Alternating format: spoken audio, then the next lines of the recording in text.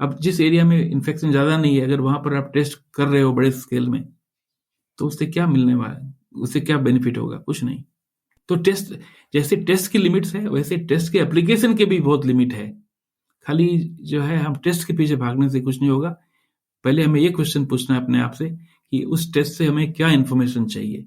अगर वो क्वेश्चन हमारा क्लियर नहीं है, तो जो टेस्ट का जो है मिसयूज ज़्यादा होगा, हमारे उसमें हमारे पैसे लगेंगे, हमारे रिसोर्स जाया होंगे, लेकिन उससे कोई बात नहीं बनेगी। लाइट्स कैमरा आजादी एक ऐसा शो है जो हस्तियों को ढूंढ रहा है। ये वो हस्तियां हैं जिनने हमेशा समाज को चुनौती दी है। ये वो लोग हैं जो हमेशा निडर, आत्मविश्वासी और अग्रिम रहे हैं। भले ही जनता ने कभी इन्हें सराहा ना हो, मगर इन्होंने हमेशा देश के लिए काम किया है। हम इनसे बात करके इनका नजरिया समझना चाहते हैं, जानना चाहते हैं कि ये लोग समाज को कैसे देखते हैं, और ये सीखना चाहते हैं कि जिंदगी को बिना डरे कैसे जिया जाए। मेरा नाम है वंदित जैन और मैं इन कहानियों को आप तक लाने का बस एक माध्यम हूँ। लाइट्स कैमरा आज़ादी के मिडवीक स्पेशल में आप सब लोगों का बहुत बहुत स्वागत है। Welcome to the show. तो ये मिडवीक स्पेशल क्या है? टिपिकली मैं show Sunday to Sunday launch करता हूँ, बट जब कुछ मैटर्स ऑफ ग्रेट कंसर्न्स होते हैं तो मैं हफ्ते के बीच में लॉन्च करता हूँ। आज का एपिसोड खास इसलिए है क्योंकि हम कोरोना वायरस टेस्टिंग के ऊपर थोड़ी चर्चा करने वाले हैं। क्यों ये चर्चा ज़रूरी है जब हम 2 एपिसोड ऑलरेडी कर चुके हैं कोविड में? उसके लिए ये समझना आपको ज़रूरी होगा कि लाइट्स कैमरा आज़ादी का जो ऑब्जेक्टिव है वो सिर्फ लोगों तक आपको लाना नहीं है, वो कहीं ना कहीं कुछ मुद्दों पे अवेयरनेस करना भी है। मुझे लगा कि ये एक ऐसा टॉपिक है जिसके बारे में जितनी चर्चा की जाए वो कम है। हमने दो एपिसोड करे थे कोरोना वायरस के विद डॉक्टर अमित गुप्ता, और हमने वायरस को एक तरीके से अच्छे से डिस्कस करा था और समझा था। बट कहीं ना कहीं ये टेस्टिंग क्या होती है, टेस्टिंग क्यों ज़रूरी है, टेस्टिंग के किस तरीके के टाइप्स होते हैं, ज़्यादा टेस्टिंग ज़रूरी है या कम टेस्टिंग ज़रूरी है, फॉल्स पॉजिटिव्स क्या होते हैं, नेगेटिव्स क्या होते हैं, बहुत there is so much discussion around testing. Again very polarising topic कि इंडिया ने कम टेस्टिंग करी है, ज़्यादा टेस्टिंग करी है। तो वो सब टॉपिक्स को की जानकारी लेना, उनके सवालों के जवाब ढूंढना भी मेरे को लगा थोड़ा सा ज़रूरी है अभी के दौर में। तो इसलिए हमने डॉक्टर मनोज माल्यू से डिस्कशन करा। डॉक्टर मनोज माल्यू अपनी प्राइवेट प्रैक्टिस रन करते हैं। यूके में इनका खुद का टेस्टिंग सेंटर है, खुद ये कोरोना वायरस की टेस्टिंग कर रहे हैं। 25 साल से करीब तकरीबन ये इन्होंने HIV के एरिया में काम करा है, सेक्सुअली ट्रांसमिटेड डिजीज़ के अंडर काम करा है। So he was a very good fit for this episode. So चलिए बिना किसी डिले के चलते हैं डॉक्टर मनोज माल्यू के पास और जानते हैं कोविड टेस्टिंग के बारे में। 3, 2, 1। Doctor Manoj Malu, welcome to lights camera Azadi. Thank you very much, thank you for having me. Sir, मुझे एक चीज़ आपको बतानी पड़ेगी कि you share your first name with my father. क्या बात है? अच्छा, अरे वाह। Where did you say originally you are from? Indore? हाँ, मैं इंदौर से ही हूँ। बचपन पूरा वहीं रहा, कॉलेज भी वहीं पे रहा। फिर 25 साल का, 24-25 का था तब, अराउंड नहीं, 23 का था तब मैं गुड़गांव शिफ्ट हो गया था फॉर जॉब। इसी बात है। Perhaps I should tell you that I have got very strong connection with Indore. And Oh, really? in fact, I have got my sister-in-law there. Every time I go to India, I go to Indore. Wow. And probably I speak to them virtually every other day, so I know what's happening in Indore. Oh, wow. Then हमको ये topic touch करना पड़ेगा आज। हाँ, तो इंदौर जो है is very close to my heart. And क्या बोलते हैं, I know fair few people in Indore, through different avenues. It's a beautiful city, and the charm of Indore, you have to carry with you, doesn't matter where you go in whatever stage of your career in life. Correct. और आपकी journey sir कहाँ से शुरू होती है? I think it's very important to understand this journey. I normally introduce myself as Bihar, Visakhapatnam, Delhi, UK. The reason that helps is in 4 words. I give a chance for people to pick up whichever they think is of relevance to them. I'm ethnically from Rajasthan, but I was born and brought up in Bihar. And thank you to Lalu Yadav, when I was about 12, 13, my family felt compelled to move away from Bihar. And we went to Vishakhapatnam then. And not many people would go to Vishakhapatnam straight from a small town in Bihar.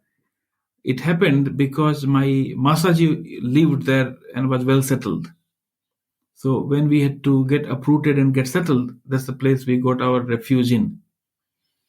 So I did my till 9.5 class, as we used to say in Bihar, in Hindi medium, and then moved to Visakhapatnam for my metric, which I did in that year, then intermediate and MBBS from Visakhapatnam. So I can speak Telugu. And then, again, there's a very strong MP connection that, I'll save it for some other day. And finally, I found myself in New Delhi. And I was doing a master's program there, MD as they used to call that, in Center for Community Medicine, which in today's language is Public Health and Epidemiology in All India Institute of Medical Sciences. So I was there from 95 to 97. And after finishing 2 years of my training, just before I would have got an MD, I left that place and I came to the UK. Again, there's another story for some other day. Why I left and what was the inspiration and what was the reason. And then I came to the UK and I've been here since 97, February 97. And there was a time, again, there's a story why I chose doing HIV medicine and the world of sexually transmitted infections. That comes from my work in Delhi. I thought, when I'm going back to India after I finished my training, I want to have a skill which not many people in India have. That is being able to deal with HIV. But once I finished my training and became a specialist, obviously I continued to practice in the UK. And this is where one of the dictums of life is born. And that is when you immigrate, whether it's from Indore to Delhi or Delhi to Bombay or Bombay to London, you move for one set of regions, but then you get stuck there in a positive way for a different set of regions. And that's why the journey in life is always forward. And going back to your roots become harder than most of us think. First you think that, okay, if I've got X amount of money, then I can go back to my roots with my family, this and that. But there are, factors, attributes, they, fix you to place where you are. And also, when you leave that place where you want to go back to what you call your roots, the roots have changed, the ground has changed, the quality of water has changed, fertilizer has changed. And you are not welcome in the same manner as you were when you had left the place. And by the time you figure out all this, you are in your 50s and 60s. So essentially, this is my professional journey. And I have had the good fortune of being associated with some prominent universities, do some teaching, but I'm primarily a clinician. And most of the questions that come to my mind are the question that arises when I'm talking to a patient, when I'm trying to solve the problem. And sometimes you may see that I think in very simple terms, not in very complicated manner. And that brings me to another dictum that I have learned in my life. Sometimes people talk in a very simple manner. It's because they have understood what they're talking about. And when people talk very complicated things about what is apparently a complicated topic, it tells me that they don't understand the topic. That brings me to the other side of my life. I have been very passionate about empowerment of youth, getting the best out of the people. And that's what brings me to some charitable work. One of them, you may be familiar with, an organization called JITO, Gen International Trade Organization. And I had the good privilege of founding the UK chapter in 2017, and I still serve as secretary. So that has taught me a lot. When I was a young man, I would avoid anything that has got anything to do with spirituality or religion or this kind of organizations. But I've come to accept they have their good usage, and it depends on how we handle them. Very well said. So, sir, coming to our topic of today, COVID-19, इसमें एक दो चीजें बहुत important हैं जानने के लिए, और सभी जानना चाहते हैं कि टेस्ट कितने प्रकार के होते हैं और कौन सा बेहतर है, किसके मेरिट्स क्या हैं और किसके डिमेरिट्स क्या हैं. धन्यवाद. ये एक प्रश्न बहुत मौलिक प्रश्न है और इसको समझना बहुत जरूरी है. दो तरह के टेस्ट होते हैं. पहला टेस्ट ये होता है जिसमें वायरस का जेनेटिक मटेरियल को पकड़ा जाता है, पहचाना जाता है और कंफर्म किया जाता है. ये टेस्ट होते हैं, इनको हम बोलते हैं पीसीआर टेस्ट.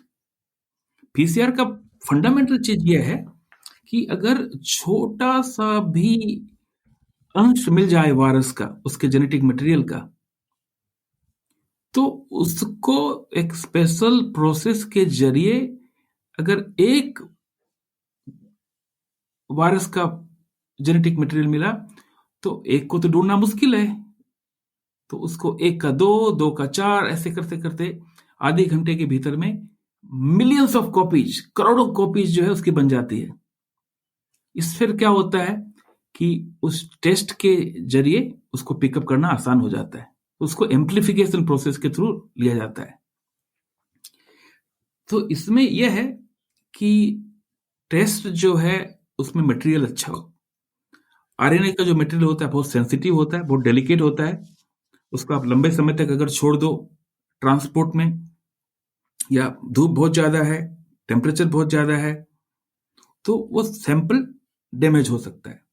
अब ये सोचो कि आपने कुछ वायरस के कीटाणु लिए और वो सैंपल ही खराब हो गया, तो फिर क्या है कि आपका टेस्ट भी खराब हो जाएगा. तो इसलिए इस टेस्ट को जब लेते हैं तो पूरा प्रिकॉशन लिया जाता है कि नाक के या गले के हिस्से से सही रूप से ये लिया जाए और उसके बाद ये सही रूप से ट्रांसपोर्ट हो, लैब में अच्छी तरह ये हैंडल हो. इस लैब में हैंडलिंग के बारे में हम वापस आएंगे, बात करेंगे. और उस सैंपल को प्रॉपर प्रोसेस करके लैब में इक्विपमेंट के थ्रू उसमें आइडेंटिफाई करना पड़ता है कि वायरस है या नहीं. इसमें भी क्या है कि एक कॉम्प्लिकेटेड प्रोसेस है. इसमें कई बार क्या होता है कि लेबोरेटरी में कंटामिनेशन हो सकता है, बहुत सारे सैंपल पड़े रहते हैं, वायरस का छोटा सा हिस्सा दूसरे एक सैंपल से दूसरे सैंपल में जा सकता है. तो काफी जो है सावधानी बरतनी पड़ती है कि कंटामिनेशन नहीं हुआ हो. अच्छा, उसके बाद अगर टेस्ट पॉजिटिव हो जाता है तो हर जगह अलग अलग सिस्टम है. हमारे यहाँ है कि अगर पीसीआर के एक मशीन से रिजल्ट पॉजिटिव आया है तो एक और मशीन से हम उसको टेस्ट करके कंफर्म करते हैं. कम से कम 2 प्लेटफॉर्म में अगर पॉजिटिव रिजल्ट आए तो वो प्रॉपर पॉजिटिव है. एक में आए, एक में नहीं आए, तो इसका मतलब है कि हो सकता है फॉल्स पॉजिटिव भी हो पहला रिजल्ट. तो कॉन्फिडेंस जो आती है वो होती है कि लेबोरेटरी में कैसी क्वालिटी कंट्रोल है. और क्वालिटी कंट्रोल के लिए जरूरी है कि जो प्रोटोकॉल जो लैब कहता है हम अप्लाई करते हैं वो अच्छी तरह अप्लाई हो. इसलिए आप देखोगे कि कई बार नेगेटिव सैंपल जो आते हैं रिजल्ट वो जल्दी आ जाते हैं, और जो रिजल्ट पॉजिटिव आता है उसको लैब को एक दिन एक्स्ट्रा लगता है. वो इसलिए कि एक पहला टेस्ट अगर पॉजिटिव हुआ है तो फिर वो विशेष रूप से और ध्यान दे करके दूसरे प्लेटफॉर्म में चेक कर रहे हैं. और सर सैंपल्स कितने दिन तक स्टेबल रहते हैं? सैंपल जो है, कहा जाता है कि आरएनए वायरस अगर जितनी जल्दी टेस्ट हो सकता है उतना अच्छा है, ठीक है. और उसको जो है 48 आवर्स तक जो है आप उसको रख सकते हैं फॉर प्रैक्टिकल पर्पसेस. आइडियली जितनी जल्दी आप टेस्ट करें उतना अच्छा है. लेकिन क्या है कि हर बार ये प्रैक्टिकल नहीं होता है. जैसे अगर कोई सैंपल हमारे बिहार के छोटे से गांव में है, जब तक वो पटना पहुंचेगा तो एक दिन तो लग ही जाएगा. अच्छा, फिर लेबोरेटरी में भी पहुंच करके क्या है कि लेबोरेटरी की कैपेसिटी तो लिमिटेड होती है और सैंपल बहुत ज़्यादा आ जाए तो उसको भी जो है उनको प्रोसेस करने में जो है थोड़ा वहाँ भी टाइम लग जाता है, लेकिन फॉर 48 आवर्स जो है 72 आवर्स इसको एक्सेप्टेबल है। तो इस कारण से फॉल्स नेगेटिव्स बढ़ भी जाते होंगे, क्योंकि कभी कभार हो सकता है सैंपल 3-4 दिन 5 दिन पुराना हो। हाँ, बिल्कुल सही है। इनफैक्ट अगर सैंपल फ्रेश भी है तब भी फॉल्स नेगेटिव आ सकता है। तो इसमें क्या है कि जनरली पीसीआर टेस्ट जो है बहुत सेंसिटिव होते हैं और उनमें फॉल्स पॉजिटिव ज़्यादा निकलते हैं, फॉल्स नेगेटिव कम निकलते हैं। और मैं आपको ये HIV, क्लमीडिया, गोनोरिया इस फील्ड के प्रैक्टिकल एक्सपीरियंस से बता रहा हूँ। ये थोड़ी फनी सिचुएशन है कि यहाँ फॉल्स नेगेटिव ज़्यादा निकल रहे हैं। इसका कारण ये है, एक तो ये टेस्ट जो है बिल्कुल नए हैं, क्योंकि वायरस ही बिल्कुल नया है। हमें पूरे वायरस को समझने का पूरा मौका ही नहीं मिला है अभी तक। स्टैंडर्डाइजेशन का मौका नहीं मिला है, प्रॉपर वैलिडेशन का मौका नहीं मिला है। जो टेस्ट अपनी ओर से हर लेबोरेटरी जो बना रही है ये टेस्ट, तो उसके प्रिंसिपल तो सेम है। उस हिसाब से उन्होंने टेस्ट को डेवलप किया है। जो जीनोम जो होता है, जो वायरस का जेनेटिक मटेरियल है, वो ओपनली अवेलेबल है।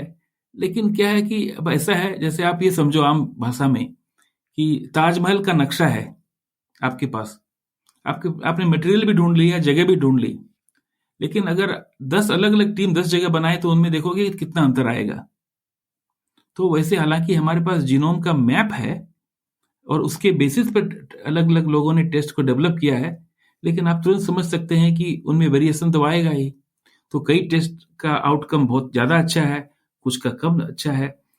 अभी एक बार टेस्ट रन हो जाएंगे तो आने वाले समय में अगर व्हेन वी लुक बैक, हम पीछे की ओर देखेंगे कि भाई कौन सा टेस्ट अच्छा परफॉर्म किया, कौन सा नहीं किया, तो हमारे पास बेहतर जानकारी रहेगी उसके मामले में। लेकिन अभी तक जो हम देख रहे हैं, हमें कैसे मालूम कि फॉल्स नेगेटिव टेस्ट आ रहे हैं? सबसे पहले हॉस्पिटल में पेशेंट्स आते हैं जो बिल्कुल क्लासिकल पिक्चर रहती है उनकी कि इनको कोविड हुआ है, इनको खांसी, बुखार, इनका एक्सरे को देखो, इनके ऑक्सीजन सेचुरेशन को देखो, बिल्कुल कोविड-19 की पिक्चर है क्लिनिकल। लेकिन उनके टेस्ट रिजल्ट को देखो तो टेस्ट रिजल्ट नेगेटिव है। और ऐसे ही कई मरीजों को अगर कुछ समय के बाद एक टेस्ट और वापस करो तो पॉजिटिव आ जाता है। तो इसका मतलब है कि पहला टेस्ट फॉल्स नेगेटिव था। कई पेशेंट ऐसे मिलेंगे इनको फर्स्ट टेस्ट और सेकेंड टेस्ट दोनों ही नेगेटिव आए। इसका मतलब यह है कि दोनों ही टेस्ट फॉल्स नेगेटिव है। अब फॉल्स नेगेटिव ये इसलिए है, हो सकता है कि जब तक आपने सैंपल लिया नाक से, थ्रोट से, जहां से सैंपल लेते हैं आप, वहां से तो वायरस गायब हो गया, लेकिन लंग के भीतर में है और आप लंग से तो सैंपल नहीं ले रहे हो। वैसे ही अगर सैंपल बहुत जल्दी ले लिया कि आज आप किसी से मिले और आज ही अगर आपकी तबीयत बिल्कुल ठीक है, आपको वायरस से एक्सपोजर हुआ है और जो है कोई डॉक्टर है या नर्स है, उन्होंने अगर कल या परसों आपका टेस्ट कर दिया, तो उस स्थिति में क्या होता है कि जब वायरस आपके शरीर में जाता है तो शुरू में जाता है तो बहुत स्मॉल अमाउंट में जाता है, और उस स्मॉल अमाउंट से भी अगर आप सैंपल ले तो और भी बहुत ज्यादा स्मॉल हो जाती है। तो हो सकता है कि सैंपल में कुछ पिकअप ही नहीं किया हो, लेकिन समय के साथ वो वायरस मल्टीप्लाई करता है। तो जहां 10 कॉपीज हैं उसका 200 हुआ, 2000 हुआ, 10,000 हुआ, 10 लाख हुआ, 10 करोड़ हुआ। तो जो सैंपल में जो है ये चीज है, एक कि उस समय वायरस था या नहीं, वायरस था तो कितना था, वायरस था तो किस जगह ज्यादा था, नाक में था या थ्रोट में था, गले के पीछे या लंग के भीतर था। और उसके बाद जो है कि उनकी टेक्निक कितनी सही थी, अगर टेक्निक सही थी तो ट्रांसपोर्ट में कितना डिले हुआ, और उसकी लेबोरेटरी की क्वालिटी कही है। तो पूरा लंबा कई फैक्टर्स आ जाते हैं जो डिसाइड करते हैं कि फाइनली कि फॉल्स नेगेटिव रेट क्या है। सर, तो क्या परसेंटेज फॉल्स नेगेटिव आपने नोटिस करा है आपकी टेस्टिंग के अंदर इन पीसीआर? जो यहाँ पर मैं 2 उत्तर दूंगा आपको। पहला कि हमारे पर्सनल ऑब्जर्वेशन से कि हमारी खुद की लेबोरेटरी का सेटअप है जिनमें हम कोविड-19 की टेस्ट कर रहे हैं, और हम खाली टेस्ट ही नहीं कर रहे हैं, हम उससे क्वेश्चनर के रूप में इंफॉर्मेशन भी ले रहे हैं लोगों से कि भाई आपने टेस्ट क्यों करवा रहे हो, इसलिए कि आप सोशली की किसी के कांटेक्ट में आए, या आप हॉस्पिटल में काम करते हो और आपके कलीग्स जो है उनके पास कंफर्म्ड कोविड-19 इन्फेक्शन था और है, या आपके पेशेंट हैं जो कंफर्म्ड 19 है, या आपको कुछ सिम्टम्स हैं जो बिल्कुल कोविड-19 के हैं, या आपको कुछ सिम्टम्स हैं जो कोविड-19 के हो सकते हैं या नहीं है, लेकिन आप चिंतित है, इसे टेस्ट करा रहे हो, तो हमारे पास वो बेसलाइन डाटा है कि एग्जैक्टली बंदा क्यों टेस्ट करा रहा है, कितने समय तक के लिए उनके लिए क्या सिम्टम्स है। तो ये बिल्कुल स्वर्णिम मौका है हमारे पास देखने का। तो हमने देखा कि कम से कम 20% लोग ऐसे हैं जो बिल्कुल क्लासिकल पिक्चर दे रहे हैं, बता रहे हैं कि ये वगैरह सिम्टम्स हैं उनके जो कोविड-19 के हैं, लेकिन उनका टेस्ट नेगेटिव आ रहा है। इसका मतलब यह है कि मिनिमम 20% जो है ये फॉल्स नेगेटिव टेस्ट रिजल्ट आ रहे हैं। जो बाकी लोगों से जो इन्फॉर्मेशन आ रही है, जो पब्लिकेशन, रिसर्च आर्टिकल्स वगैरह में, तो वहां भी जो है 31% तक का रिपोर्टेड फॉल्स नेगेटिव है। जब एक चैलेंज आता है यहाँ पर फॉल्स नेगेटिव का, हम कैसे डिसाइड करें कि वाकई किसी को फॉल्स नेगेटिव है या नहीं।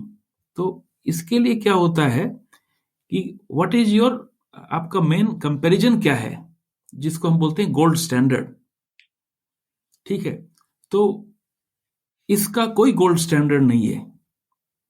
अगर कोई ऐसा टेस्ट हो जो कि गोल्ड स्टैंडर्ड हो, जिसके मुकाबले में हम दूसरे टेस्ट को कंपेयर कर पाए, ये बिल्कुल नया वायरस है, इसके टेस्ट अभी तक वैलिडेट नहीं हुए हैं।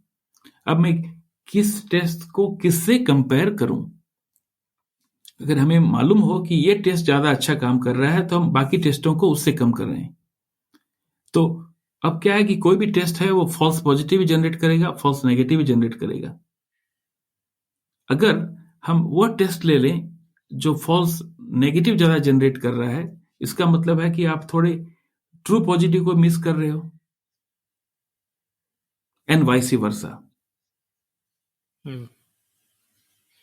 तो यह है कि यहां एक चीज समझने की यह भी है कि टेस्ट फॉल्स पॉजिटिव या फॉल्स नेगेटिव, इसका इंपॉर्टेंस कितना है।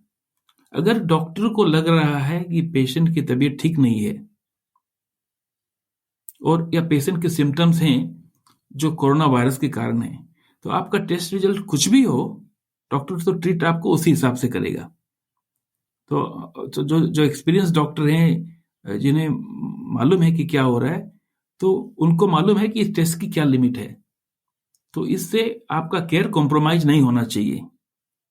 डॉक्टर आपको जो दवाई देनी है वही दवाई देगा। अगर किसी को ऑक्सीजन चाहिए या उससे ज्यादा का और एग्रेसिव ट्रीटमेंट चाहिए, तो वो ट्रीटमेंट सामने वाले पेशेंट को मिलेगा। डॉक्टर को मालूम है कि फॉल्स नेगेटिव टेस्ट रिजल्ट आते हैं।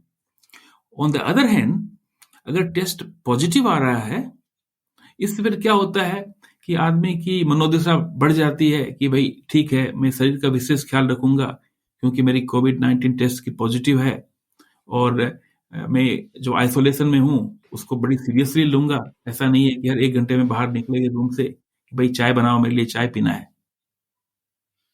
समझे ना। और तीसरा क्या है कि जो स्टैटिस्टिक्स होते हैं, जो आप अखबारों में पढ़ते हो, न्यूज पे, टीवी में हेडलाइंस आती है, वो ज्यादा एक्यूरेट आएगी। तो आज की तारीख में फॉल्स नेगेटिव का जो हमने डिस्कशन किया है, इसका मतलब यह है कि आप जो हेडलाइंस देख रहे हो, तो उसमें आप एक करेक्शन फैक्टर अप्लाई कर सकते हो कि इसमें अगर 100 केस उन्होंने आज पॉजिटिव बताए हैं, तो फॉल्स नेगेटिव के चक्कर में 20 या 25 केस इन्होंने मिस किए हैं, तो रियल फिगर 125 के करीब होना चाहिए।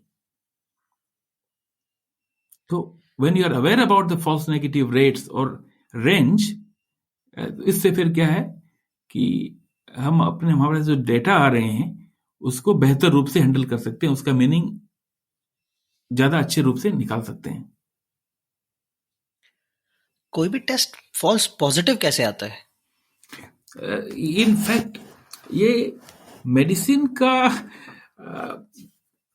मैं आपको समय के पीछे की ओर लेके जाता हूं, ठीक है ना। मैं एग्जांपल दे रहा हूं गोनोरिया। गोनोरिया है एक इन्फेक्शन जो सेक्सुअली ट्रांसमिटेड है।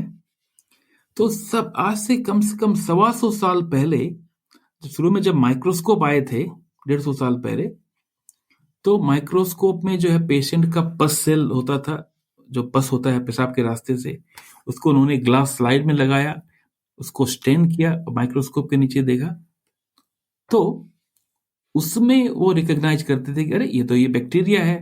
उसके बाद नाम उसको हमने निसेरिया गोनोरिया दिया और समझ में आई कि ये दवाई ये बीमारी है। जब पेनिसिलिन आई, हमने उनको दवाई दी और तुरंत ये बीमार लोग ठीक हो जाते थे। तो उस समय क्या है कि कुछ लोग जिनको गोनोरिया के कीटाणु कम होते थे, वो उस माइक्रोस्कोप में नहीं आते थे, तो दिखाई नहीं देते थे। तो वो हो गए आपके फॉल्स नेगेटिव, इनको गोनोरिया है लेकिन माइक्रोस्कोप पकड़ नहीं रहा है। उसी तरह बाकी और भी बैक्टीरिया हुआ करते हैं जो देखने में बिल्कुल गोनोरिया की तरह शक्ल होता है उनका, लेकिन वो गोनोरिया नहीं है। और कई बार जो है ऐसे लोगों को हम जो है, अगर कोई जानकार नहीं हुआ तो वो बोलते हैं अरे ये तो गोनोरिया है। सामने वाला बोलता है कि नहीं, मैंने तो गोनोरिया हो ही नहीं सकता है। तो that would be the false positive. जैसे आज की तारीख में gonorrhoea is a genital infection, ठीक है, और किसी के थ्रोट का स्वाब लो आप और उसी प्रोसेस में माइक्रोस्कोपी करके आप देखो तो उसमें कई भी गोनोरिया जैसे बैक्टीरिया दिखाई देंगे आपको। वो है निसेरिया मेनिंजिटिस, वो डिफरेंट बैक्टीरिया है, एक ही फैमिली से हैं, चेहरी शक्ल वगैरह मिलती है, लेकिन कंप्लीटली डिफरेंट बैक्टीरिया है। तो फॉल्स पॉजिटिव फॉल्स नेगेटिव हर टेस्ट में होता है। उसके बाद फिर क्या कि हम पीसीआर टेस्ट में आ गए।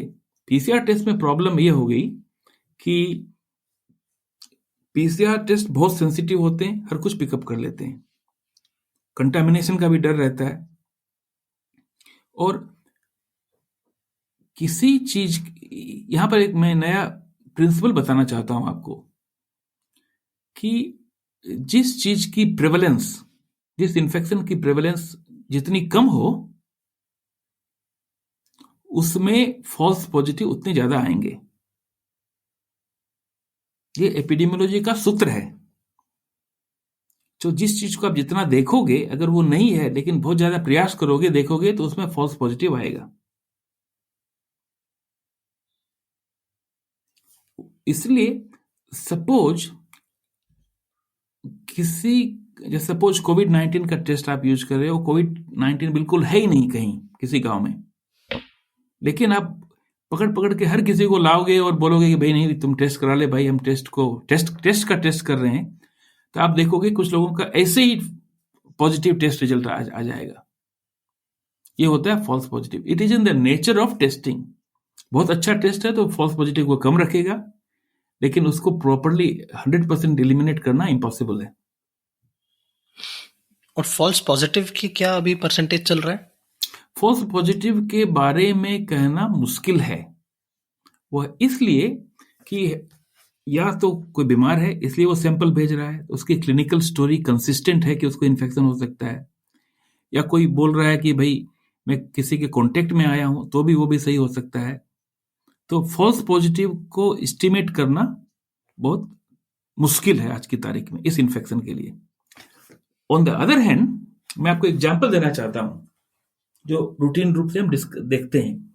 हमारे पास कई बार जो है पेशेंट आते हैं HIV की टेस्टिंग के लिए, तो उनके फर्स्ट टेस्ट जो है कई बार पॉजिटिव निकल जाते हैं, लेकिन हमें पेशेंट का बैकग्राउंड का पूरा डिटेल मालूम रहता है, तो उस हिसाब से हम बोल सकते हैं कि देखो भाई तुम्हारा ये टेस्ट जो है वाकई पॉजिटिव लग रहा है, पॉजिटिव आएगा, नेक्स्ट टेस्ट हम बाकी फर्दर टेस्ट के लिए भेज देते हैं।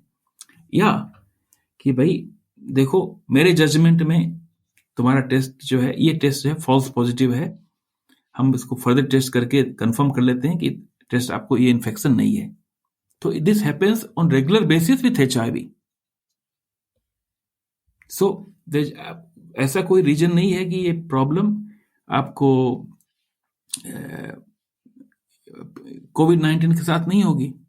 लेकिन अच्छी चीज यह है कि अगर कोई बीमार कोविड-19 का अगर फॉल्स पॉजिटिव टेस्ट रिजल्ट ये है, तो यही है कि आप 10 दिन 20 दिन घर में बैठ जाओगे, सोशल आइसोलेशन कर लोगे, थोड़े टेंशन में रहोगे कि भाई मुझे कोविड-19 हो गया है, और वापस लेकिन आपके हेल्थ को इसका इफेक्ट नहीं पड़ेगा। लेकिन इसके दो अनएक्सपेक्टेड अनइंटेंडेड कॉन्सिक्वेंस हो सकते हैं। एक कि जो सरकार स्टेटिस्टिक्स कलेक्ट कर रही है वो गलत हो जाएगा, और दूसरा आप ये सोचोगे कि मुझे कोविड-19 इन्फेक्शन तो हो चुका है और मेरी बॉडी ने बहुत अच्छी तरह हैंडल किया है, और अब मैं जाके धड़ल्ले से जो चाहता हूं कर सकता हूं, क्योंकि मेरे को कोविड-19 एक बार हो चुका है, मैं कुल मिला के इम्यून हूं, या मेरी बॉडी इसको हैंडल कर रही है, तो मुझे प्रॉब्लम नहीं होनी चाहिए। जबकि हकीकत यह है कि आपको कोविड-19 हुआ ही नहीं था, और आप अपने आप को रिस्क के रास्ते में डाल रहे हो, क्योंकि आपको कोविड-19 हुआ ही नहीं था। Am I making sense? Yes yes of course. और काफी सही आपने अनइंटेंडेड कॉन्सिक्वेंस बताया है इसका। फॉल्स नेगेटिव का तो खैर ऑब्वियस ही है कि मतलब आपको है पर आपने डिटेक्ट नहीं करा, और फॉल्स पॉजिटिव में तो ये this is even bigger. Correct. Sir antibody test क्या होते हैं and how is it different?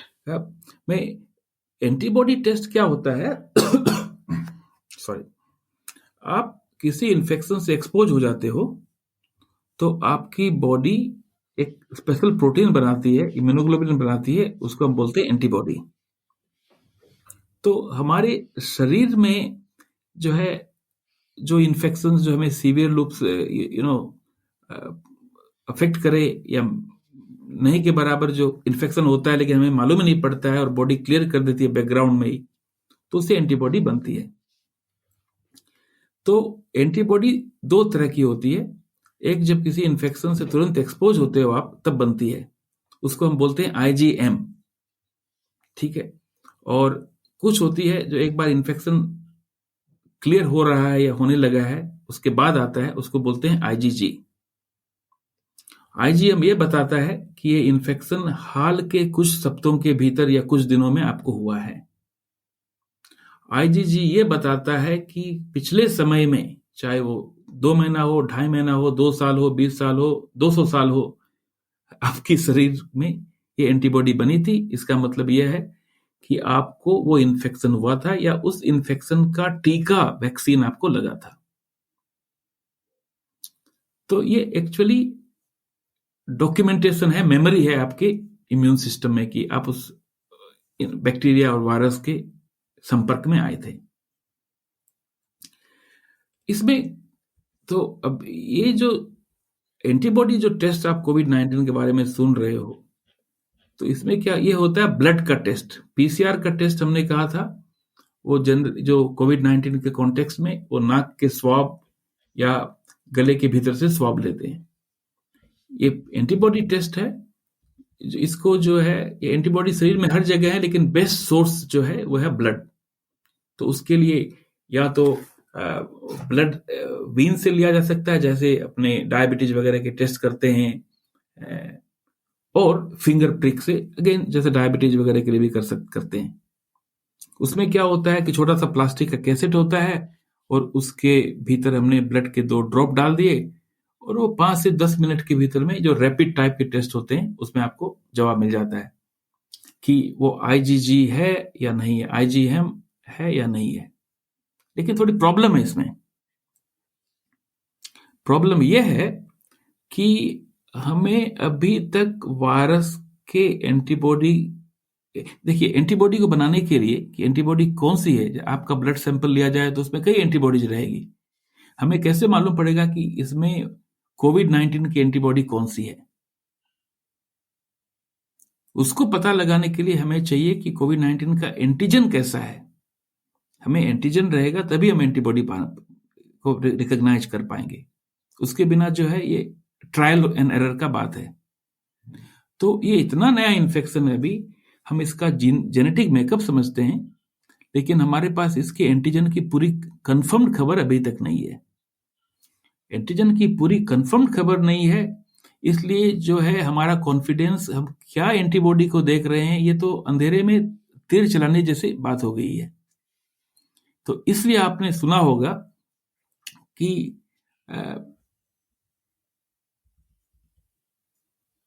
जैसे यूके में चाइना से काफी बहुत लंबे बड़ी अमाउंट में ये रैपिड एंटीबॉडी टेस्ट मंगाया गया। ये आशा थी कि बाई पोस्ट हर घरों में भेज देंगे हम, हर जगह जगह भिजवा देंगे, तो एक दिन में ही जो है हम 1 लाख टेस्ट कर पाएंगे। तो थ्योरी में बिल्कुल सिंपल था, लेकिन जैसे ही बात दिमाग में समझ में आई कि भाई हम इसको कंफर्म कैसे करें कि ये एंटीबॉडी टेस्ट काम कर रहे हैं या नहीं, इसका एंटीजन कौन सा इन्होंने यूज किया जिसके बेसिस पे ये क्लेम कर रहे हैं कि एंटीबॉडी टेस्ट काम कर रहा है, तब ये समझ में आया कि भाई ये प्रोडक्ट में कुछ गफलत है, कुछ गड़बड़ है। इसलिए घर आए हुए बड़े पैमाने के मिलियंस के अमाउंट में टेस्ट चाइना को वापस यूके से भेजा जा रहा है, क्योंकि इनको समझ में आया कि इस टेस्ट में कुछ है नहीं। मेरा एक दोस्त बोल रहा था कि अगर चाइना को कहो कि कोविड-25 तो 2025 में आने वाला वायरस, उसकी एंटीबॉडी आज 2020 में सप्लाई कर दो तो वो भी सप्लाई कर देंगे। तो मैं ऑन रिकॉर्ड बोल रहा हूं, तो क्वेश्चन मार्क हैं, इतना ही बोलूंगा। और आप बहुत होशियार हैं, आप लोग समझ जाओगे कि मैं क्या बोलना चाह रहा हूं। तो और इस क्वेश्चन को जो है, तो एंटीबॉडी टेस्ट इन थ्योरी बहुत सिंपल है कि किसी का ब्लड सैंपल लिया, उसको कैसेट में डाला और 5 मिनट में आपको रिजल्ट, बिल्कुल चीप, कोई बड़ी मशीनरी नहीं चाहिए, कोई एक्सपेंसिव मशीनरी नहीं चाहिए, और ये बताएगा कि जिसको इन्फेक्शन हो चुका है तो कॉन्फिडेंस के साथ वो काम पे जा सकता है कि एक बार इन्फेक्शन होकर के क्लियर हो चुका है। तो इससे अच्छा आपको साधन टेस्टिंग का मिल नहीं सकता है, लेकिन ये हकीकत नहीं है। होता तो बहुत अच्छा होता, मैं भी खुश होता, आप भी खुश होते। तो जो इंडिया में टेस्टिंग चल रही है उसमें आपको क्या कुछ परसेंटेज पता है कि पीसीआर टेस्टिंग कितनी है और एंटीबॉडी टेस्टिंग कितनी है, या सारी ही पीसीआर टेस्टिंग चल रही है? अभी तक जो टेस्टिंग चल रही है हमारे यूके में, वो पीसीआर टेस्टिंग ही चल रही है। कुछ लोग चाइना से डायरेक्ट टेस्ट मंगा करके छुटपुट रूप से साइड में टेस्ट कर रहे हैं, लेकिन सरकार, जो हमारी पब्लिक हेल्थ इंग्लैंड है, जो हमारी रिलायबल ऑर्गेनाइजेशन है, जो गाइडेंस देती है इस मामले में, उन्होंने साफ साफ बोला है कि भाई हमने भी सोचा था पहले कि ये टेस्ट अच्छे निकलेंगे, लेकिन ये गलत निकले हैं, इससे उनको यूज मत करो। जहां तक इंडिया का सवाल है, जहां तक मेरी जानकारी है, सरकारी जो टेस्ट हो रहे हैं वो पीसीआर टेस्ट ही हो रहे हैं, वो एंटीबॉडी टेस्ट नहीं हो रहे हैं। हमारे भारत के वैज्ञानिक, हमारे भारत के डॉक्टर, वो बहुत इंटेलिजेंट हैं, उनसे कुछ छुपा नहीं है, वो सब जानते हैं। उन्हें मालूम है कि पीसीआर टेस्ट जो है बहुत महंगे होते हैं, और इसलिए जो है हर जगह करने की उनकी मशीनें नहीं होती है, तो उनकी कैपेसिटी उन्होंने बहुत बढ़ाई है। लेकिन इतनी डिमांड अचानक एक साथ आ जाए तो दुनिया में कोई भी देश के पास एबिलिटी नहीं रहती है कि वो एक साथ पूरी पॉपुलेशन को टेस्ट कर सके। और एंटीबॉडी टेस्ट के बारे में हालांकि कुछ डिस्ट्रीब्यूट हुए थे, जैसे मैं न्यूज मीडिया में पढ़ रहा था, लेकिन आईसीएमआर ने कहा है कि 2 दिन उन टेस्टों को बंद मत करो, यूज मत करो। मेरे ख्याल से अभी वो स्टडी कर रहे हैं कि वो टेस्ट कितने रिलायबल हैं, क्योंकि जब पॉलिसी लेवल में डिसीजन लेना पड़ता है तो उन्हें कई फैक्टर्स को ध्यान में लेकर रहना पड़ता है, और उनमें से एक यह है कि टेस्ट कितना आसान है करने में, और दूसरा कि टेस्ट कितना रिलायबल है। तो मुझे लग रहा है कि हालांकि जब पेंडेमिक शुरू हुआ था तो उसके अर्ली स्टेज में बाकी देशों की तरह हमने भी इंडिया में ये टेस्ट मंगाए होंगे या सोर्स किए होंगे, लेकिन अब उसकी इवेल्युएशन की बात चल रही है कि भाई ये टेस्ट रिलायबल कितने हैं या नहीं, इन पर हम कितना डिपेंड कर सकते हैं या नहीं। So, इतनी कॉम्प्लेक्सिटी है टेस्टिंग के अराउंड, और कंसिडरिंग कि हमारा देश लॉकडाउन में चल रहा है, what is the best testing strategy आपके हिसाब से? कि क्या हमें सिर्फ हॉटस्पॉट्स को टेस्ट करना चाहिए, या हमें कुछ एक सैंपल्स कुछ एरिया बैच टेस्टिंग करनी चाहिए, या अगर आप होते एक डिफाइनिंग पोजीशन में तो आपकी टेस्टिंग स्ट्रेटेजी क्या होती? मेरी टेस्टिंग स्ट्रेटेजी ये होती, सबसे पहले क्लियर कम्युनिकेशन जनता से, पब्लिक से, कि देखो ये टेस्ट जो है बिल्कुल नए टेस्ट हैं, और जो है नई कार बनती है तो आप उसको भी जो है जो है कुछ ट्रायल रन करते हैं पहाड़ियों के ऊपर, घाटियों के ऊपर, तब जाकर के आप ओपिनियन फॉर्म करते हैं। तो आपको सिंपैथी होनी चाहिए कि हमारे जो पब्लिक हेल्थ के लीडर्स हैं, जो दिल्ली में बैठे हैं, राज्यों की राजधानी में बैठे हैं, वह अपनी ओर से बहुत अच्छा काम कर रहे हैं और उनकी पास जो लिमिटेशंस है उसको समझना चाहिए, नंबर 1। नंबर 2, हम टेस्ट का पर्पस क्या है? टेस्ट का पर्पस यह है कि एक, किसी की डायग्नोसिस हो, और दूसरी कि हमें यह मालूम पड़े कि इन्फेक्शन किस तादाद में फैला है, ताकि हम डिसाइड कर सकें कि लॉकडाउन को कब हटाना, कब कम करना, कहाँ कम करना वगैरह। तो इसका टेस्ट कुछ भी करो, सबसे पहले उसका पर्पस ध्यान में रहना चाहिए ना। जहां तक मैं देख रहा हूं कि टेस्ट जो है सबसे इंपॉर्टेंट है जो ज्यादा रूप से बीमार है उनके लिए। तो इससे क्या है कि अगर वो कोविड-19 है पॉजिटिव, तो भी उनको हेल्थ केयर मिले। तो डॉक्टर्स को कम से कम, हमारी मेडिसिन में काम करने का नेचर है कि आप डायग्नोसिस कंफर्म करने की कोशिश करो। अगर डायग्नोसिस कंफर्म नहीं होती है, अपनी ओर से आपने कोविड-19 टेस्ट किया, लेकिन अगर टेस्ट पॉजिटिव नहीं आया, तो इसका मतलब यह है नहीं है कि हम कंप्लीटली उस डायग्नोसिस को रूल आउट कर दें। इसके बारे में हम दोबारा सोचते हैं कि भाई कोई दूसरी डायग्नोसिस तो नहीं है जो हमसे मिस हो रही है। तो डॉक्टर जो है वो पूरे रीजनेबल डायग्नोस्टिक वर्कअप जो है वो करेंगे। वो डायग्नोस्टिक वर्कअप करने के बाद अगर ये लगा कि नहीं, कोई इन्फेक्शन, दूसरा इन्फेक्शन नहीं है, कोविड-19 ही लगता है, तो हो सकता है वो टेस्ट को वापस एक बार और करें 2 या 4 दिनों के बाद या 7 दिनों के बाद, क्योंकि कई बार जो है सीरियल टेस्ट जो बीच में कुछ समय का गैप देने के बाद उसमें सेकंड रिजल्ट पॉजिटिव आ सकता है। तो इंपॉर्टेंट चीज ये नहीं है कि टेस्ट हो या नहीं हो, टेस्ट ये है कि पेशेंट का केयर कॉम्प्रोमाइज नहीं हो।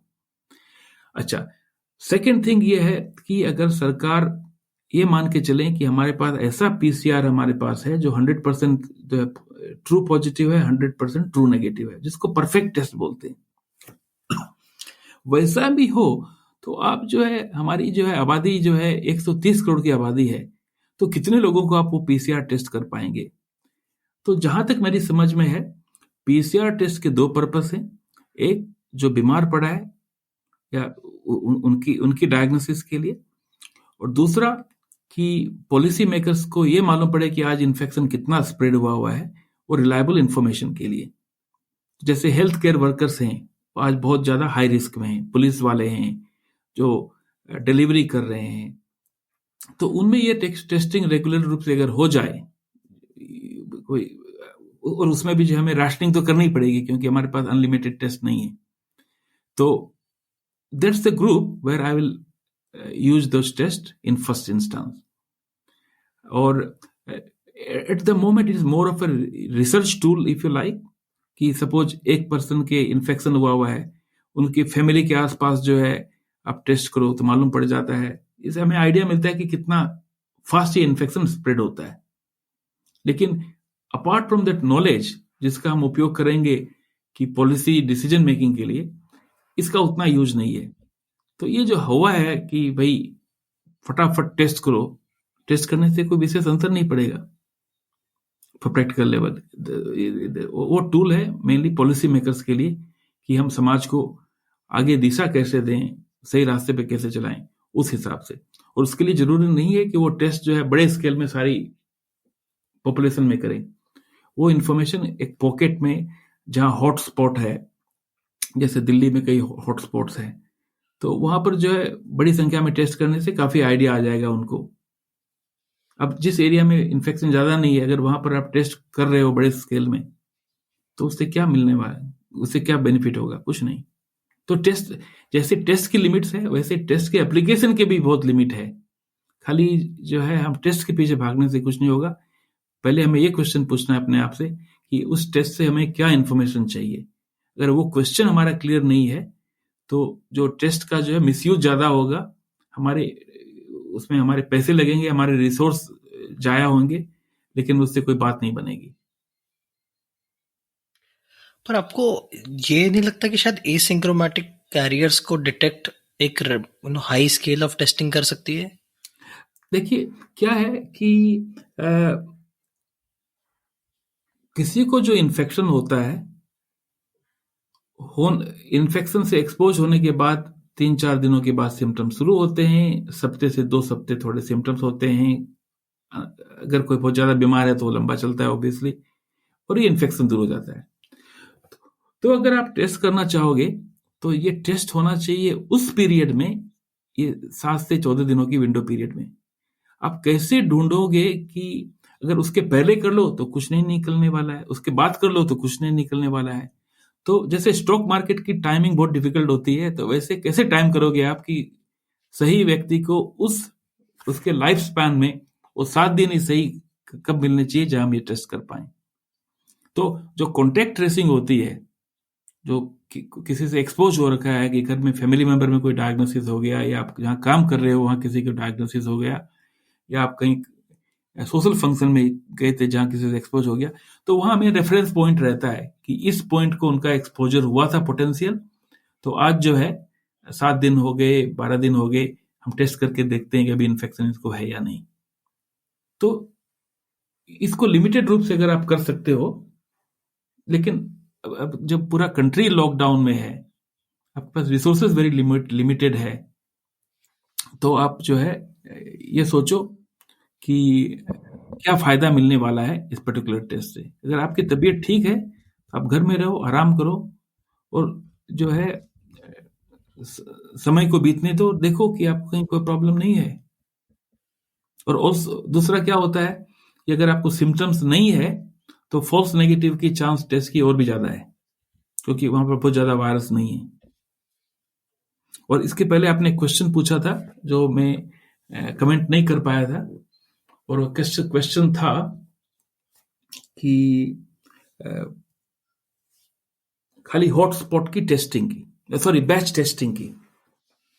तो बैच टेस्टिंग क्या है कि जैसे एक हाउस होल्ड में 4 मेंबर है या 5 मेंबर हैं, उनके पांचों को सैंपल्स आपने मिला लिया, और पांचों को सैंपल मिला करके एक टेस्ट में रन कर दिया।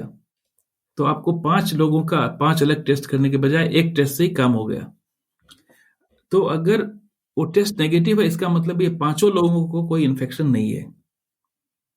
और ये टेस्टिंग जो है, बेस्ट टेस्टिंग का ये वैलिड मेथड है, सही मेथड है, और रिसोर्स का सही उपयोग में हेल्प करता है। फिर इसमें क्या होता है, अगर आपको जानना चाहें कि अगर टेस्ट पॉजिटिव आ गया, इसका मतलब है कि उन 5 लोगों को आपने टेस्ट किया, उनमें से किसी 1, 2 या 3 या 4 या 5 लोगों को इन्फेक्शन है, तो आप कैसा पता लगाओगे? तो उसके लिए फिर आपको 5 सैंपल अलग से एक एक करके टेस्ट करने पड़ते हैं। तो इसके देखने के 2 तरीके हैं। अगर टेस्ट नेगेटिव आया तो एक टेस्ट में 5 का काम हो गया, और अगर टेस्ट पॉजिटिव आया तो 5 लोगों की जगह फिर 6 टेस्ट करने पड़ेंगे टोटल। एक पहला स्क्रीनिंग टेस्ट और बाकी 5 सिंगल टेस्ट।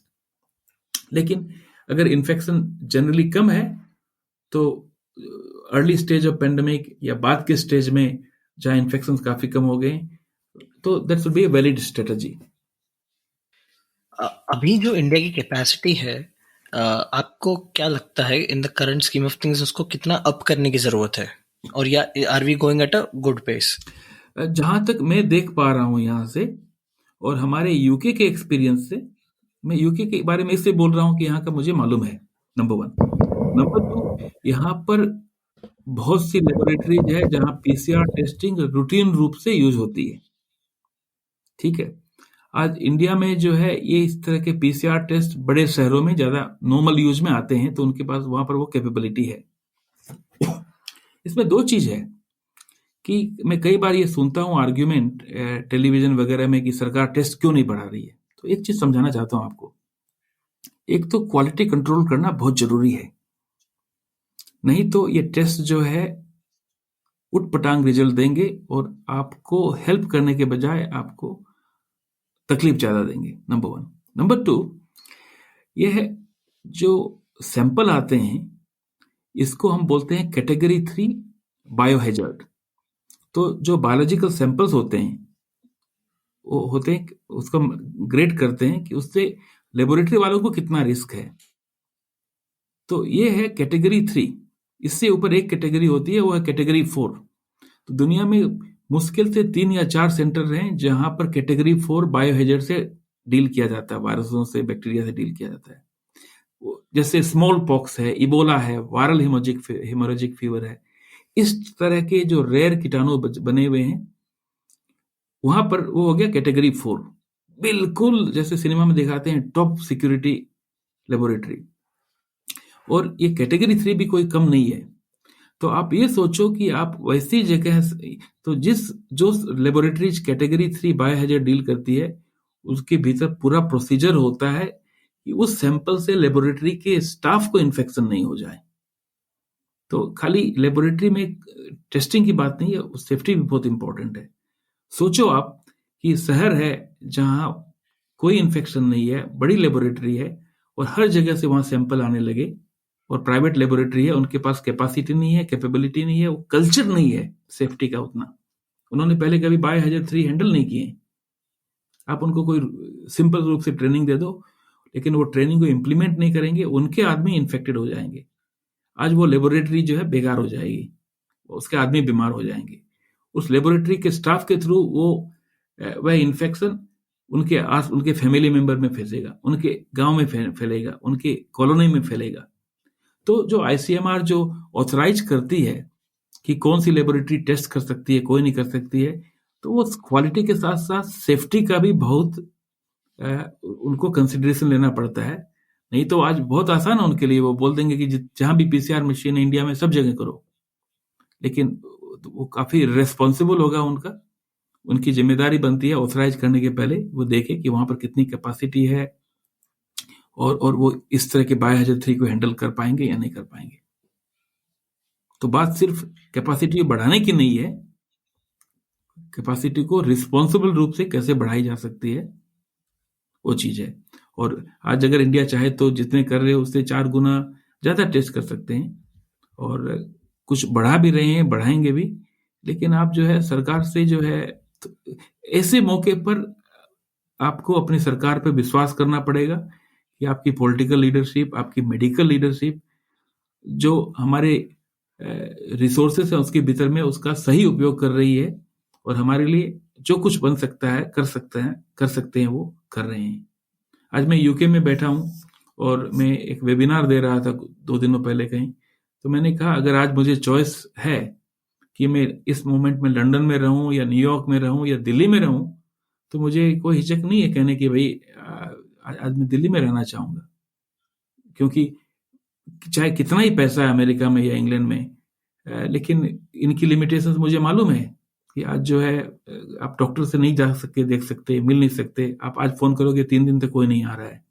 मैंने अहमदाबाद में मेरे मित्र हैं, दोस्त हैं, फैमिली मेंबर्स हैं, दिल्ली में हैं, बॉम्बे में है, मैं बात करता हूं। तो जिस हिसाब से एफर्ट सरकार कर रही है, तो क्वाइट एक्स्ट्रा ऑर्डिनरी जो है, लोग फ्रंट लाइन में काम कर रहे हैं, जो जान देने को राजी हैं। इट्स वेरी मूविंग स्टोरी, आप उसको अंडरएस्टिमेट नहीं कर सकते। मैं यहाँ बैठा उस चीज को समझ रहा हूँ। स्विचिंग गेयर्स, डॉक्टर मालू, थोड़ा सा जो आपने बताया और आपने पहले भी कहा है कि एक जो पैंडेमिक जिसको हम इग्नोर कर देते हैं और जिसकी लर्निंग्स हम इग्नोर कर देते हैं वो है HIV, और HIV is again an RNA type of virus. तो क्या आप थोड़ा सा लाइट थ्रो करेंगे कि RNA वायरसेस क्या होते हैं और what makes them so dangerous? धन्यवाद। हर लिविंग ऑर्गेनिज्म जो होता है उसके भीतर जेनेटिक मटेरियल होती है, चाहे वो DNA के फॉर्म में या RNA के फॉर्म में। तो वायरसेस जो होते हैं वो भी 2 तरह के होते हैं, जिनमें जेनेटिक मटेरियल ज्यादा DNA के रूप में है और कुछ में RNA के रूप में। ये कोविड-19 RNA वायरस है। यह हमारा HIV, हमारा इसलिए बोल रहा हूं क्योंकि मैं HIV के फील्ड में प्रैक्टिस करता हूं तो HIV वायरस RNA वायरस है। और DNA और RNA के मेन भीतर डिफरेंस ये है, DNA में 2 जेनेटिक मटेरियल की 2 कॉइल होती है जो एक दूसरे के अगेंस्ट में कॉइल किए हुए रहते हैं। तो ये 2 लड़ी एक दूसरे पर गूंथी हुई होती है, इसमें काफी स्ट्रेंथ आ जाती है, इसलिए DNA जो है बहुत स्टेबल मटेरियल होता है। आरएनए क्या है कि ये सिंगल लड़ी है और बिल्कुल नाजुक है, जरा सा कुछ होते ही इसमें डैमेज आ जाते हैं, इसमें डैमेज हो जाता है। तो इसका डिफरेंस रियल वर्ल्ड में ये होता है कि जब आरएनए वायरस एक व्यक्ति से दूसरे व्यक्ति में जाता है, जो कम्युनिटी में जो ट्रांसमिशन होता है, 1 से 2, 2 से 2, 2 से 3, 4 लोगों में गया, तो इसमें म्यूटेशन हो जाते हैं, तो इनका जेनेटिक मटेरियल चेंज हो जाता है। तो जब पर्सन ए में जब वायरस था और पर्सन बी, सी, डी तक पहुंचते पहुंचते उसमें जो है चेंज आ जाता है।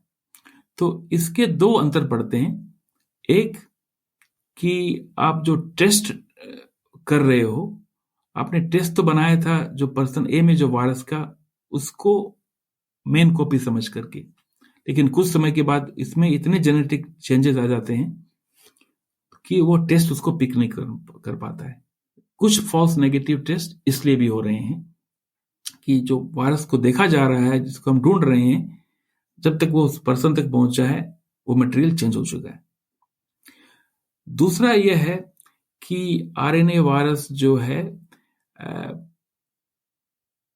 जो दवाइयां जो बनती है, तो आप वही बनाओगे जो फर्स्ट पर्सन में जो वायरस का जो मेकअप उसके हिसाब से।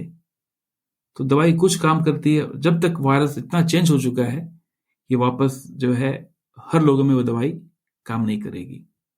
तो ये टेस्टिंग में भी चैलेंज देती है और ट्रीटमेंट को इन्वेंट करने में भी तकलीफ देती है। तीसरा, वैक्सीन में भी यही होता है कि हर इतनी जेनेटिक डाइवर्सिटी हो जाती है, उसमें जो फैलाव आ जाता है, उसमें बदलाव आ जाता है, तो वैक्सीन जो है कुछ लोगों में अच्छा काम करेगी, कुछ लोगों में कम काम करेगी, क्योंकि वायरस इतना चेंज हो चुका है। इसलिए मैं एग्जांपल दूंगा, जैसे HIV, जबकि HIV में बदलाव काफी होता है कि दवाइयां जो किस हद तक काम करेगी उस पर अंतर पड़ जाता है। आज HIV वायरस जो है आरएनए वायरस है और हम 25-30 सालों से इसके लिए वैक्सीन ढूंढ रहे हैं, अभी तक वैक्सीन ढूंढ नहीं पाए। इसके 2 कारण हैं। जब हम वैक्सीन की बात करते हैं, एक तो वैक्सीन एंटीबॉडी प्रोड्यूस करेगा या नहीं, और दूसरा यह है कि एंटीबॉडी जो प्रोड्यूस करेगा वो काम करेगा या नहीं। तो अभी जितनी आप वैक्सीन के बारे में बातें चल रही है, तो वो पहले स्टेज को, पहले क्वेश्चन को सोल्व करने की कोशिश कर रही है कि भाई वैक्सीन सेफ भी हो और उससे एंटीबॉडी बने, और वो बन जाएगा तो नेक्स्ट क्वेश्चन है कि वो एंटीबॉडी जो है वैक्सीन जिसको लग चुका है, वह एंटीबॉडी जो वैक्सीन क्रिएट कर रहा है वो उस व्यक्ति को प्रोटेक्ट करेगा अगर उस कोविड-19 के एक्सपोजर में आए। इसलिए मैं आशा करता हूं कि 6 महीने में, 12 महीने में, 18 महीने में, 2 साल में वैक्सीन आ जाए। लेकिन जो HIV का एक्सपीरियंस है, दूसरे आरएनए वायरस का जो एक्सपीरियंस है, उसको देखते हुए मुझे नहीं लगता है कि 2 साल में वैक्सीन या 3 साल में वैक्सीन हमारे सामने रेडी रहेगी। अभी हम बहुत मुश्किल के फेज से गुजर रहे हैं। हम चाहते हैं कि हर अच्छी न्यूज आए, पॉजिटिव न्यूज आए, आशा की किरणें हर दिशा में बंधे, लेकिन जहां सीरियस डिसीजन लेने की बात है कि आप जो डिसीजन ले रहे हो कि 6 महीने में, 12 महीने में, 18 महीने में, 2 साल में क्या करना है, अगर आप ये समझ के ले रहे हो कि हाँ वैक्सीन की बात चल रही है और 12 महीने में, 18 महीने में वैक्सीन आ जाएगी और सब ठीक हो जाएगा, तो आपकी प्लानिंग वो सही नहीं होगी। तो हम आशावान रहें, जो रिसर्च ग्रुप्स काम कर रहे हैं, हम अपनी ओर से उनको शुभकामनाएं देंगे कि वो अपने मिशन में सक्सेसफुल हो, लेकिन वो एक्सपेक्टेशन उनसे रियलिस्टिक होनी चाहिए। वो कोशिश कर रहे हैं, इसका मतलब ये नहीं है कि वो कोशिश डेफिनेटली कामयाब होगी। तो चाहे आप इंडस्ट्री में हो, बिजनेस में हो, धंधे में हो, आप सोशल इवेंट की प्लानिंग कर रहे हैं कि शादी है या 25वीं सालगिरह है या 50वां बर्थडे है, आप ये मान के चलो कि डिस्ट्रप्शन आने की संभावना बहुत ज़्यादा रहेगी। और वैक्सीन की बात है, अच्छी है, लेकिन इसको आप ग्रांटेड रूप में मत लो कि ये होगा ही।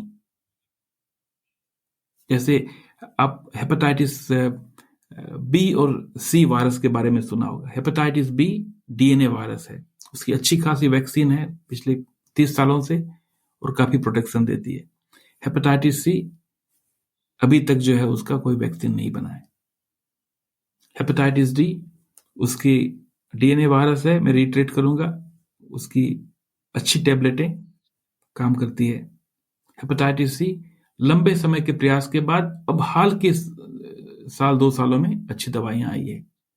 तो हेपेटाइटिस आरएनए जो है, ये आरएनए वायरस है, वो काफी चैलेंज देता है, चाहे वो टेस्टिंग की हो, चाहे वो ट्रीटमेंट की हो, ड्रग्स की हो या वैक्सीन की हो।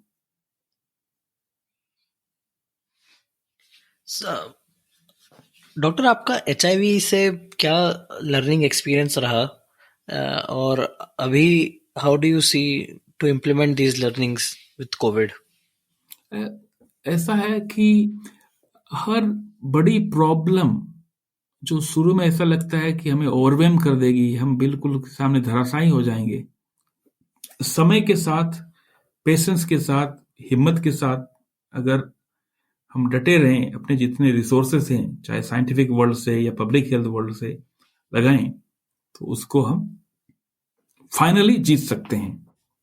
आज की तारीख में जैसे जब शुरू में जब HIV आया था तो उसको डेथ सेंटेंस के रूप में मानते थे। आज की तारीख में अगर किसी की HIV की डायग्नोसिस हो गई तो बिल्कुल सिंपल है कि एक गोली दिन की रोज लो और जिंदगी भर लेते रहो और नॉर्मल जिंदगी जियो। आज जिसको HIV होता है उसका लाइफ स्पान आज नॉर्मल है जैसे बाकी लोगों का होता है। इनफैक्ट ट्रीटमेंट इतना अच्छा हो गया कि अगर किसी को आज चॉइस है कि भाई मुझे डायबिटीज चाहिए या HIV चाहिए, तो मुझे कोई पूछेगा तो मुझे कहूंगा कि भाई तुम HIV ले कह दो, भाई डायबिटीज से दूर रहे। तो वो पर्सपेक्टिव में आना जरूरी है।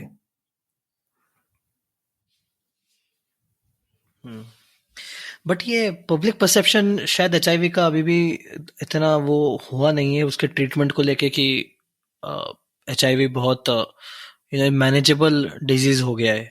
शायद इंडिया जैसी कंट्रीज में अभी भी उसको एक डेथ सेंटेंस जैसे माना जाता है। ऐसा क्यों? ऐसा है कि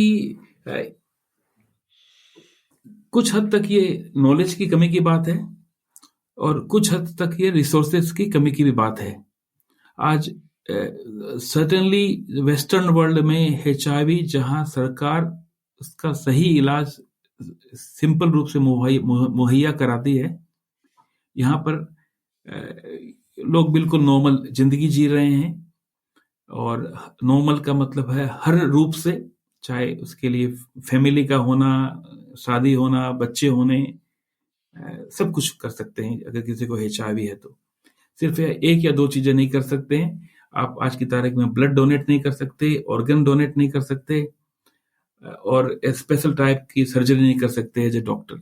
बाकी जो है आप हर कुछ कर सकते हो। इंडिया में अभी भी जो है थोड़ा स्टिग्मा ज्यादा है कि उसको लोग गलत रूप से समझते हैं कि इसमें नेगेटिविटी काफी अभी भी है। और दूसरा है कि ट्रीटमेंट का जो एक्सेस है कि आदमी बिना अधिक तकलीफ पाए उसको लॉन्ग टर्म अच्छा ट्रीटमेंट जो है दवाइयां मिलना, उसमें अभी भी कुछ लोगों को तकलीफ आ रही है। लेकिन बिगर इश्यू इज स्टिग्मा कि लोग जो है सही हेल्प लेते नहीं है जो अवेलेबल है, सही दवाई का यूज नहीं करते हैं जो अवेलेबल है। तो it is more a battle of stigma than battle of the infection. और HIV का ट्रांसमिशन सेक्सुअली ही होता है या there are other modes of transmission as well? HIV का मेन ट्रांसमिशन का मेथड है सेक्स, वो भी पेनिट्रेटिव सेक्स।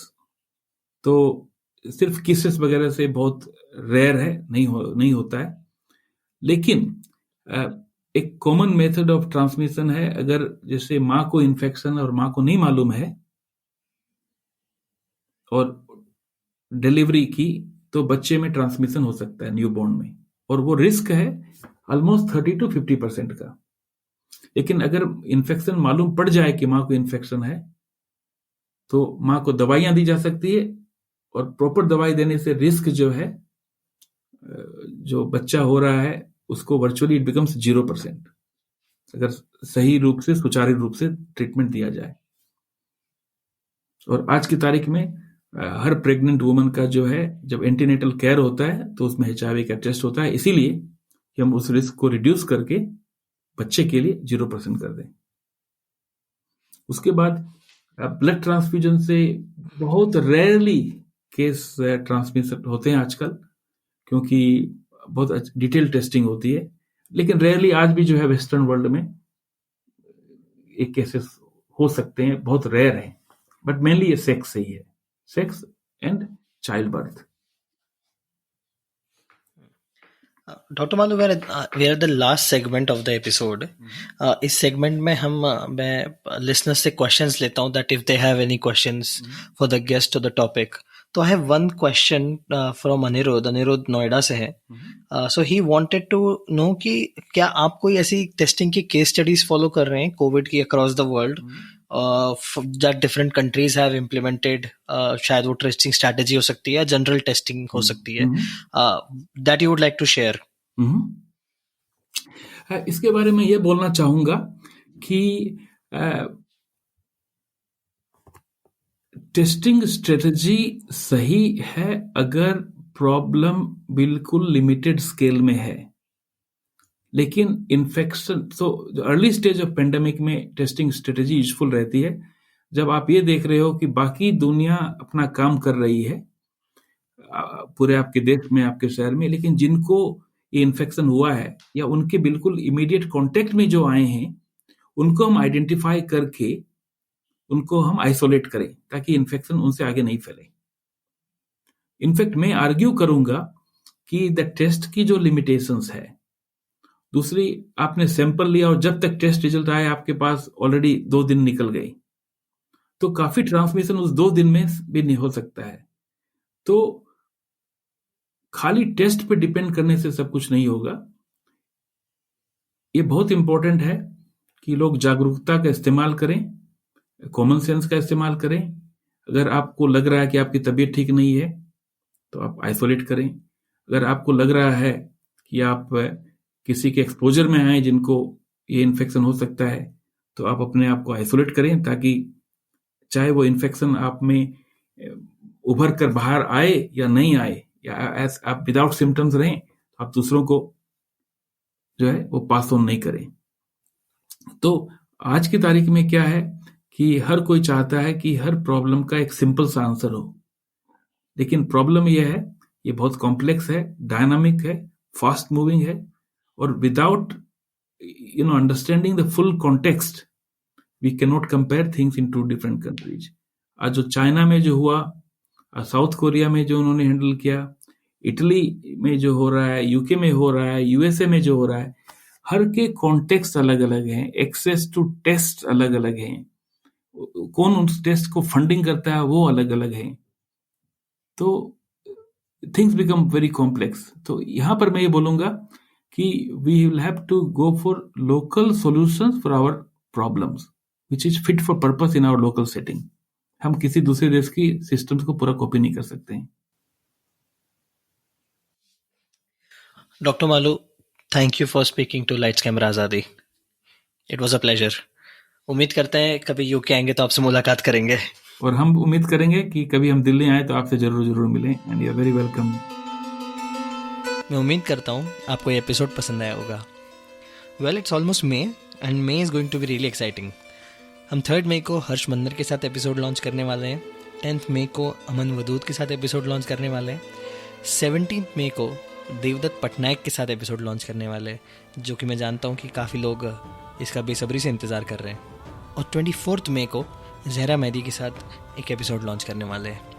ट्यून इन रखिए, सुनते रहिए लाइट्स कैमरा आज़ादी को। अगर आपके कोई सुझाव है, फीडबैक है, तो आप मुझे लिख सकते हैं vandit.jain@outlook.com पे। आप ट्विटर पे मुझे रीच आउट कर सकते हैं। मेरा ट्विटर हैंडल है THOONEDIT। हमारा इंस्टाग्राम पेज लाइव है लाइट्स कैमरा आज़ादी के नाम से, आप हमें फॉलो कर सकते हैं। यूट्यूब पे सब्सक्राइब कीजिए लाइट्स कैमरा आज़ादी को, हमारे 100 सब्सक्राइबर हो गए। अपना ध्यान रखिए, घर के अंदर रहिए, स्टे होम, स्टे सेफ। धन्यवाद। जय हिंद।